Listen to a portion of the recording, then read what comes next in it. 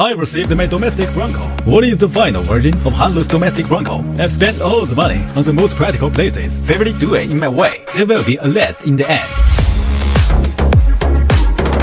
First, the most important thing is the tire reinforcement. Its original size is 357 R17. I've changed it to the Gutter KM3, the best mud tire, 5-stud hub. Look, even the lid is blackened. It's just a heaven from the black screws. Maybe I can find them after radio in Xinjiang. Second, there is no way to install a winch on its original front bumper, which is its flaw. So we've changed it to a similar matte one, so the winch may be installed. It's a warning one, 12,000 pounds. Meanwhile, check the license plate holder. It's a Legion position to install. A small millimeter wave reader. What's more, the whole front bumper for the ACC reader is also shown up, so you can keep using its driver assistance system. The rope here didn't match the Chinese regulation and was removed.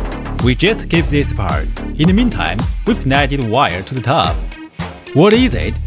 It's called reinforced drop. When you drive in the reinforced, there are many leaves around, which may block your sight, and some bridges may hit the glass. The rope can push them side to keep your vision and protect the windscreen. What is that corner for? We install a giant spotlight of 133 cm in the wheel, so we may use it on the unpanned road.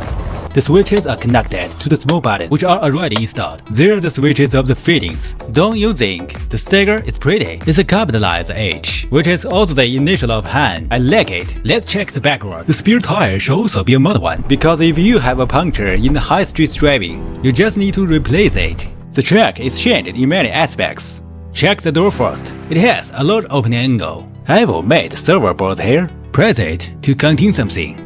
Is it convenient to carry watermelon here? Since the trunk of the vehicle is pretty high, we separated it to some layers. The two layers made about the utilized space. There is a roll cage inside, so we need to make full use of it. What's in here is an up double-cylinder air pump. The air gauge is also fixed here.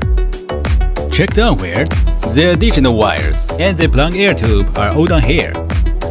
Even the air pump is linked to the single switch at this place, which is convenient. There are also some holders on the right. Look inside. It's the hose and the fan. It may save much space with you putting them here.